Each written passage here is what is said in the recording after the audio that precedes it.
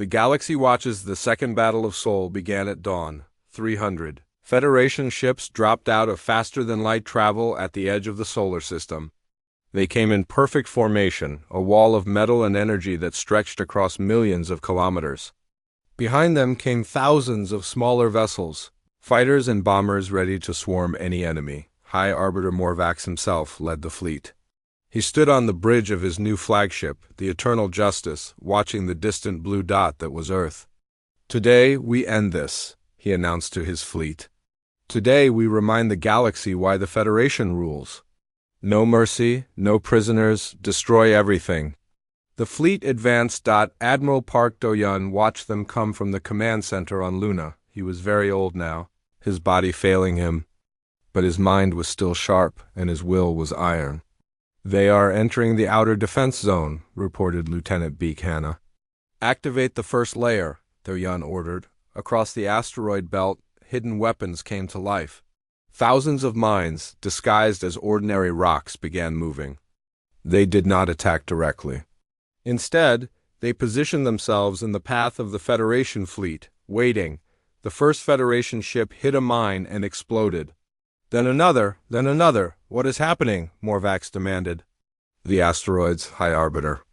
They are weapons. Shoot them down." The Federation ships opened fire, destroying hundreds of mines.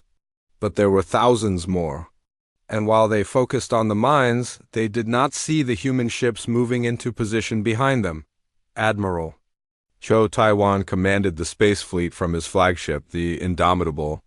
300 human ships, many of them built in the last 2 years using alien technology they had captured. They were smaller than Federation vessels, but they were fast and deadly. "All ships," Taiwan said calmly, "attack from the rear. Target their engines." The human fleet struck like wolves hitting a herd of sheep. They came from behind, where the Federation sensors were weakest.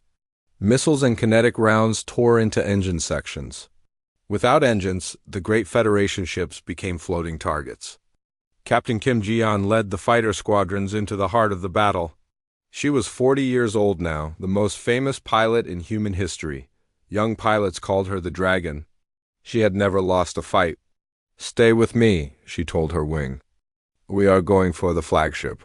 Her fighters dove through the chaos of battle. Energy beams flashed around them.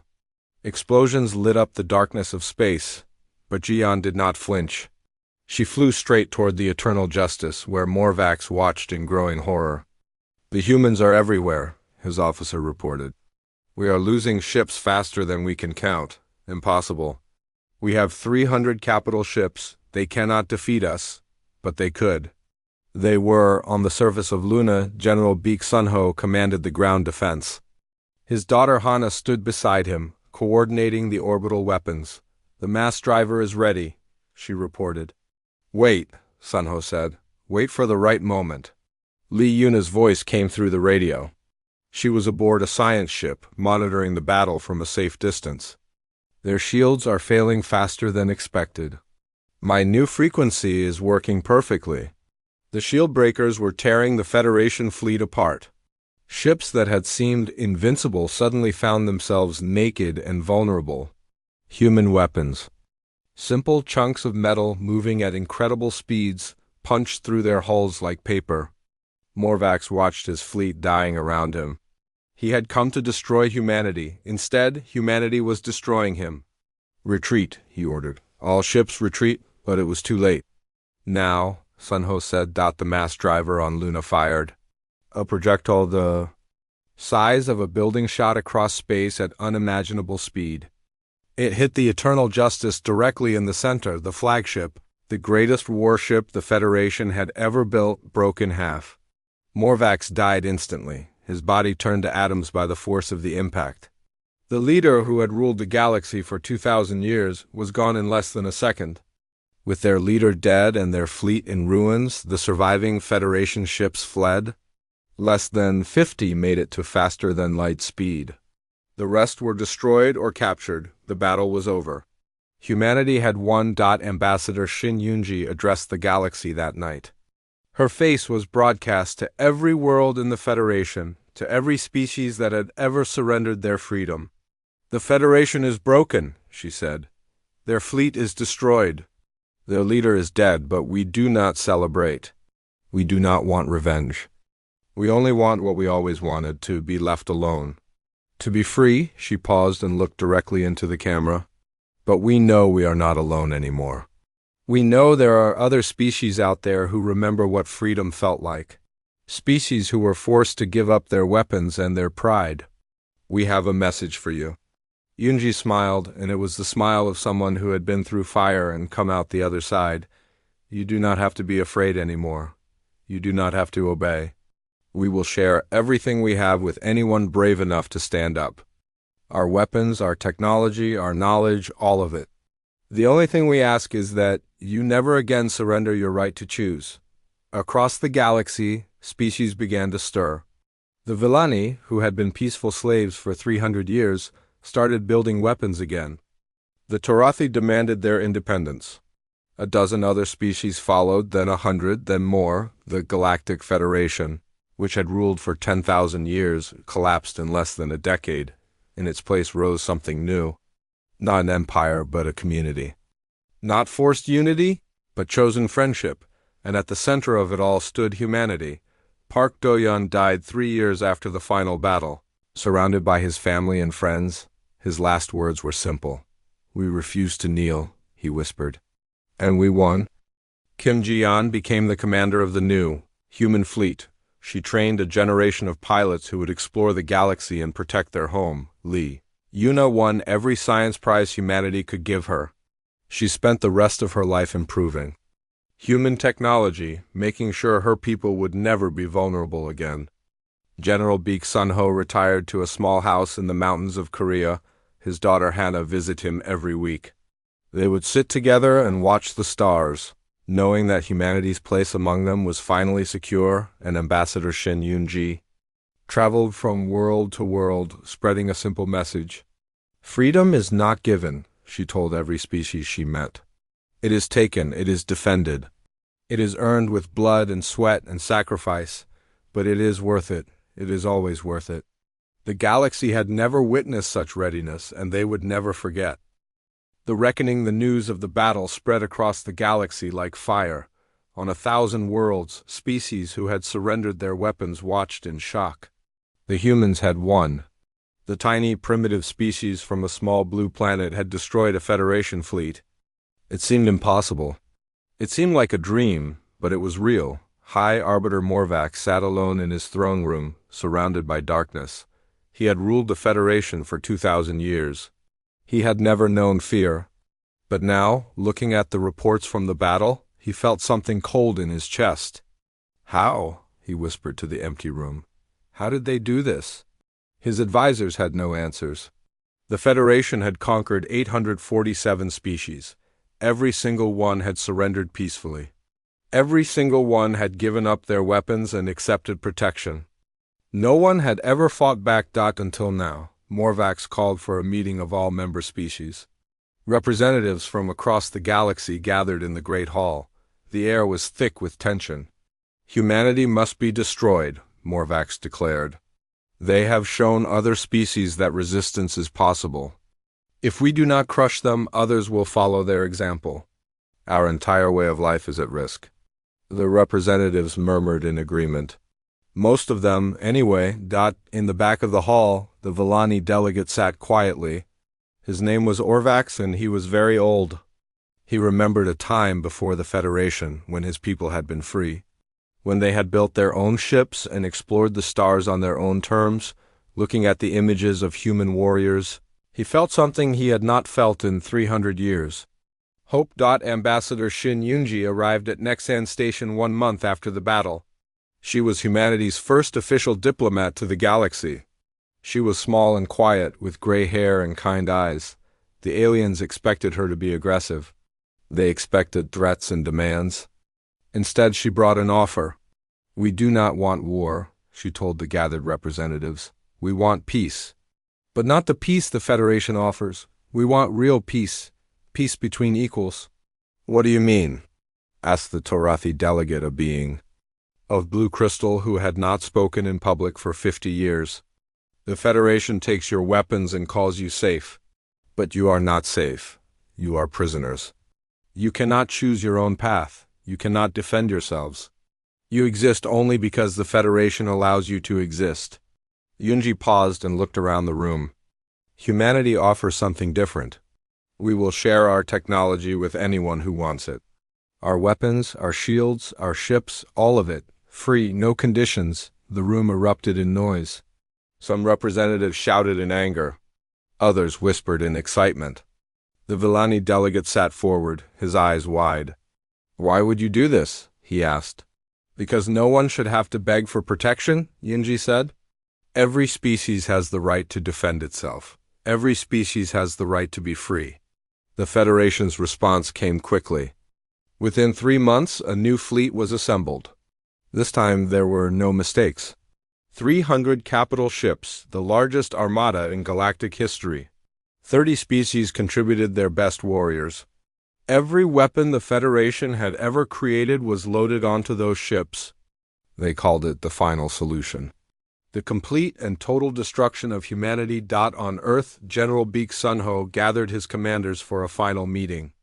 The war room was deep underground, surrounded by screens showing the approaching enemy fleet. 300 ships, Admiral Cho Taiwan said. 10 times more than before. We killed most of their first fleet with surprise. They will not be surprised again. We have more weapons now, Captain Kim Ji-yeon pointed out. More ships. And Yuna's shield breakers are installed on everything. Lee Yuna nodded. She had not stopped working since the first battle. Her eyes had dark circles under them. Her hands trembled from exhaustion, but her mind was still sharp. "The new weapons will work," she said. "I guarantee it." Admiral Park. Do-yeon, now the oldest person in the room, stood up slowly. Everyone fell silent. "I remember the day the aliens first came," he said. "I remember the fear. Not just my fear, but the fear of every person on Earth. We looked at those ships, and we thought, this is the end. We are nothing compared to them." He walked to the main screen showing the approaching fleet. "But we were wrong. We are not nothing. We are humanity.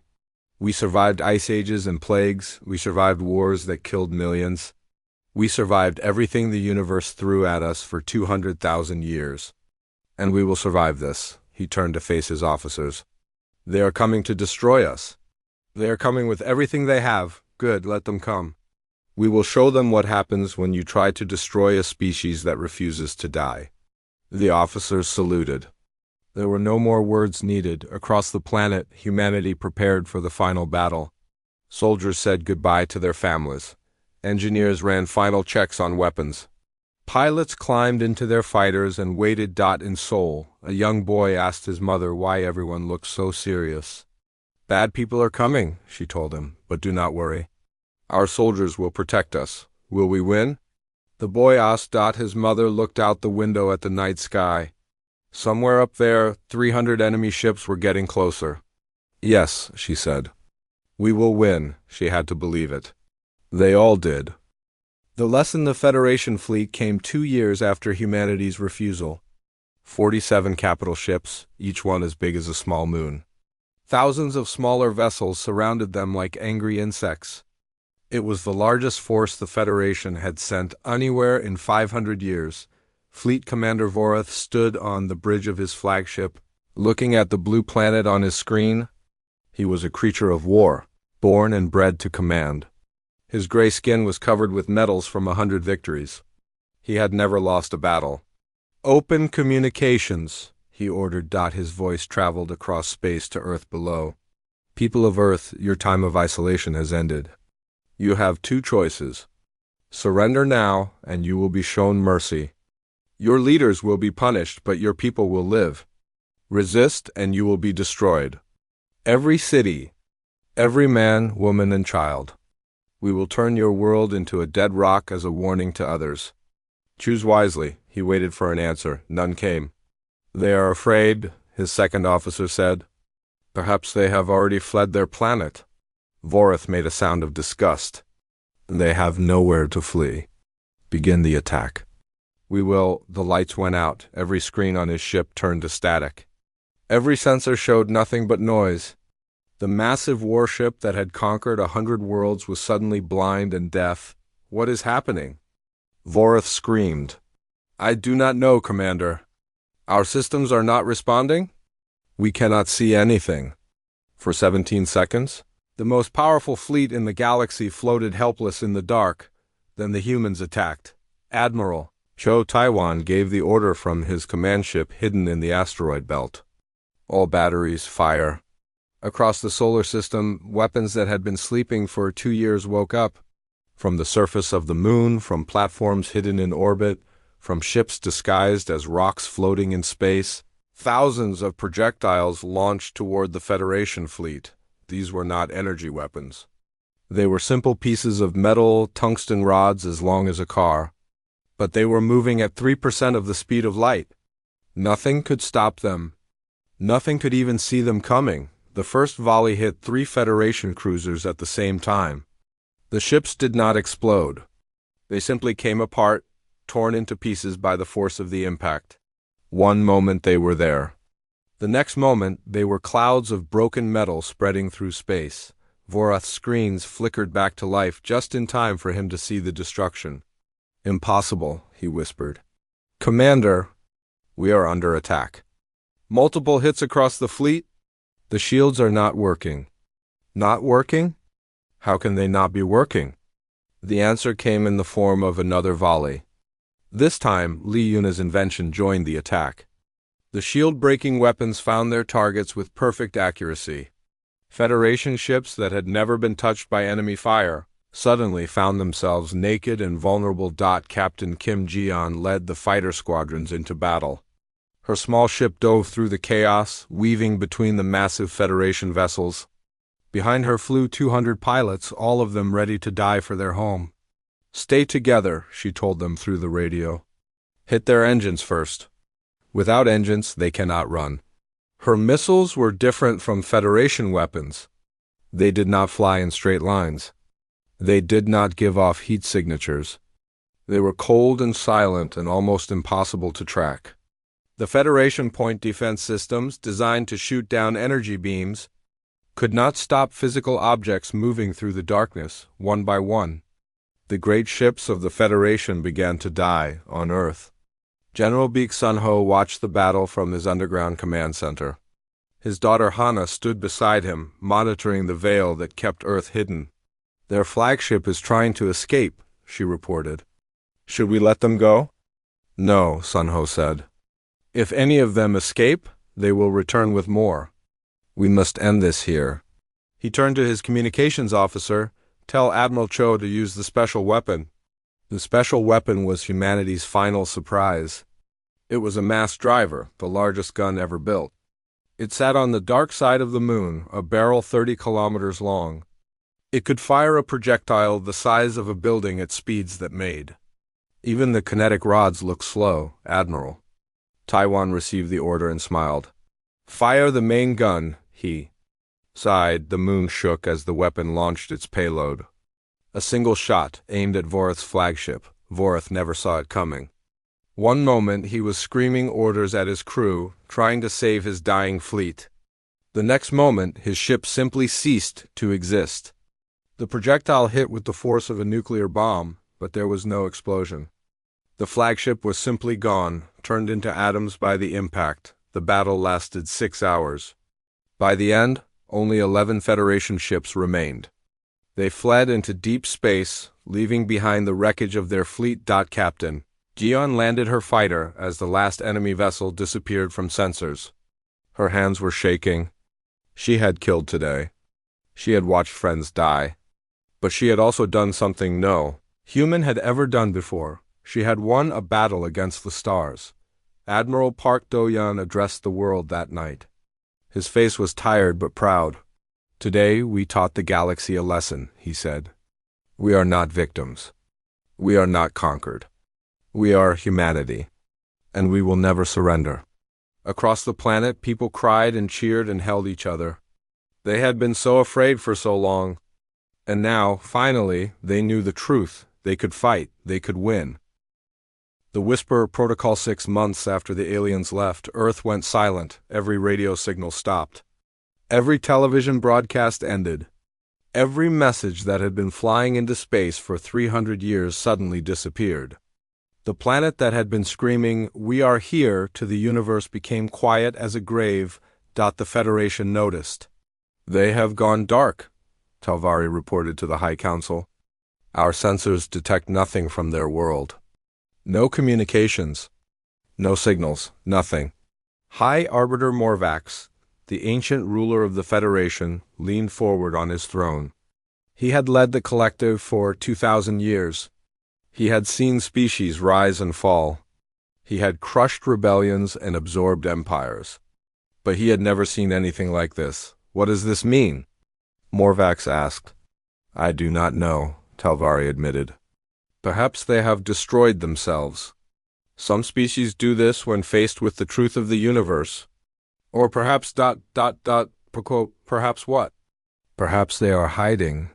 Deep beneath the mountains of Korea, General Baek Sunho watched the screens in his underground command center. Around him, thousands of workers built the machines that would save humanity. They called it the Whisper Protocol.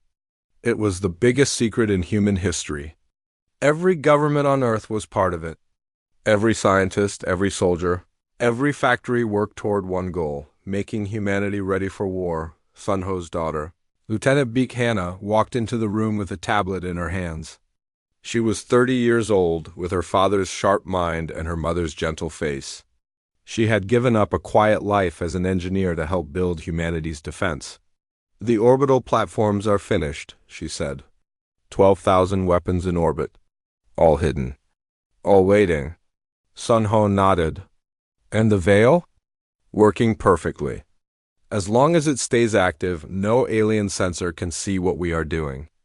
Earth looks empty to them. Dead." The veil was humanity's first great invention after first contact. It was a network of satellites that created a wall of electronic noise. Any alien ship trying to scan Earth would see nothing but static. It was like hiding a whole planet behind a curtain, but hiding was only the beginning. In the deep waters of the Pacific Ocean, Admiral Cho Taiwan commanded a fleet of submarines that had been changed into something new.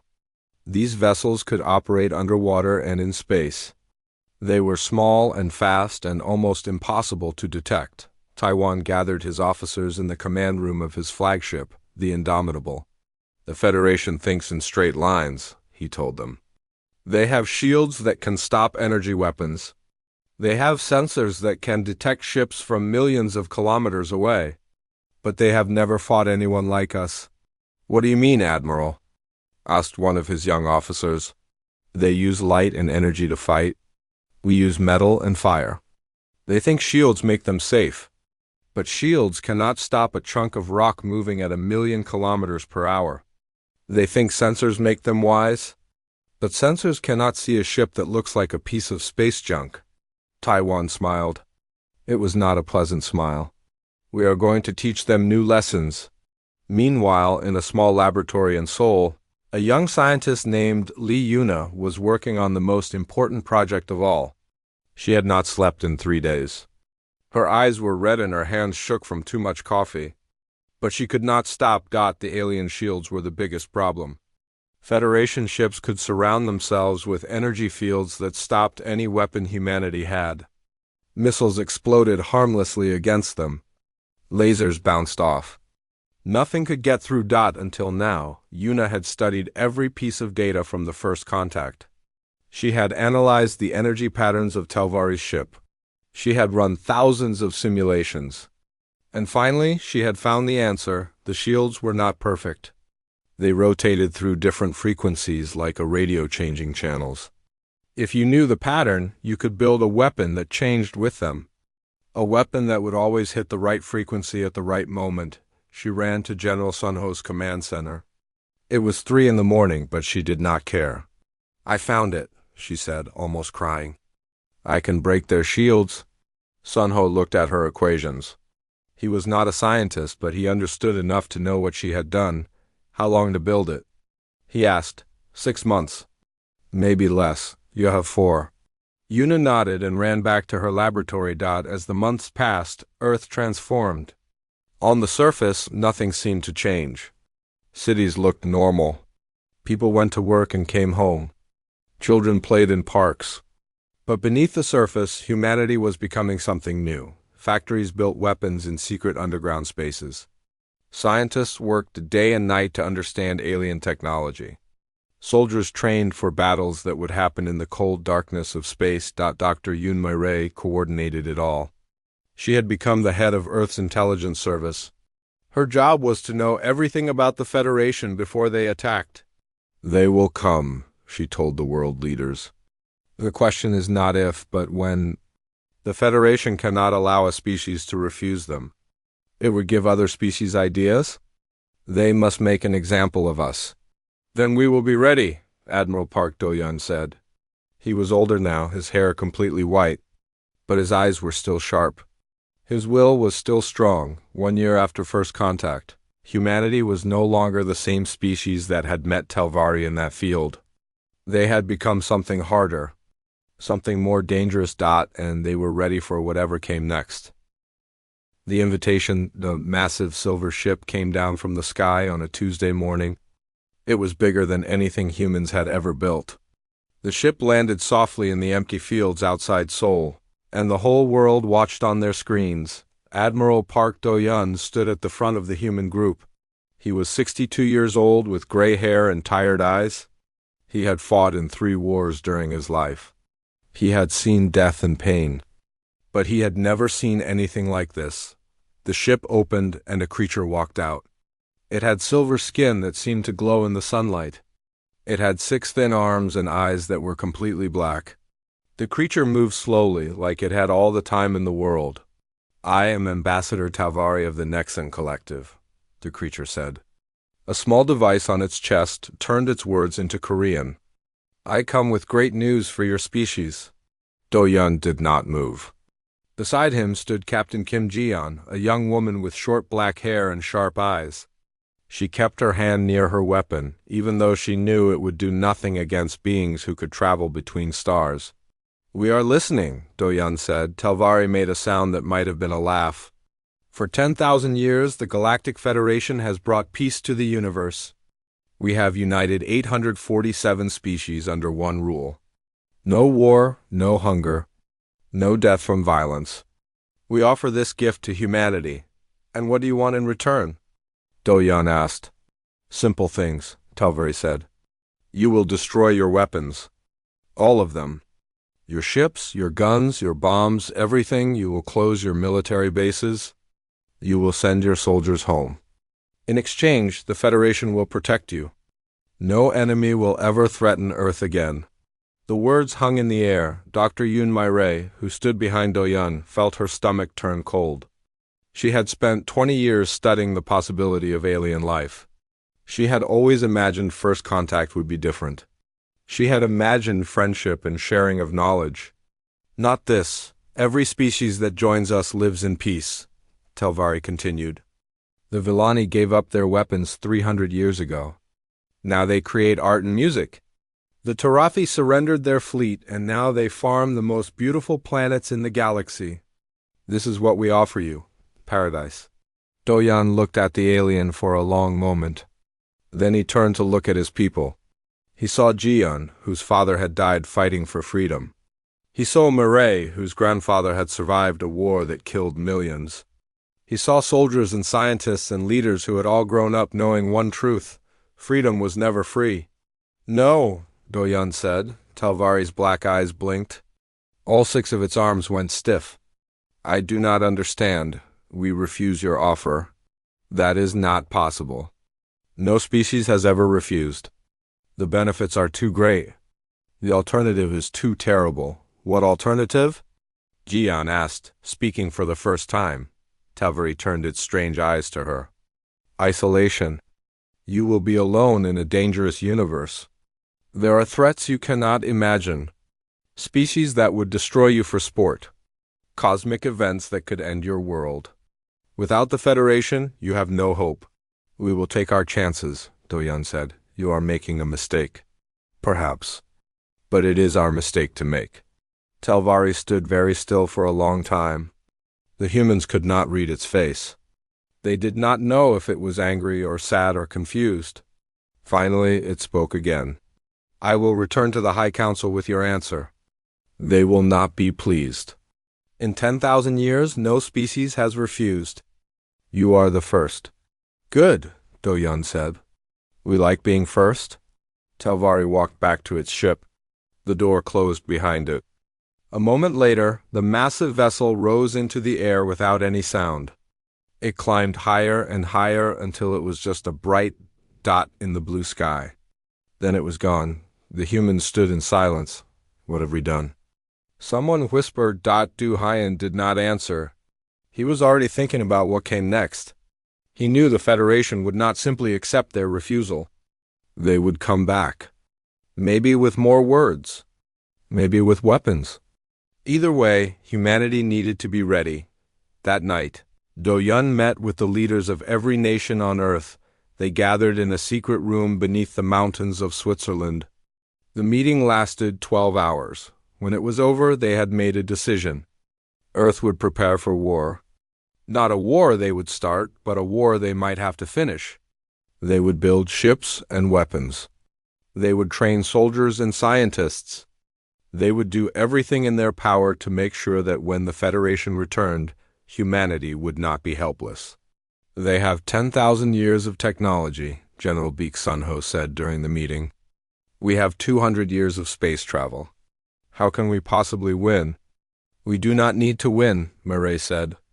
We need to survive. We need to make attacking us so costly that they will choose to leave us alone. And if they do not?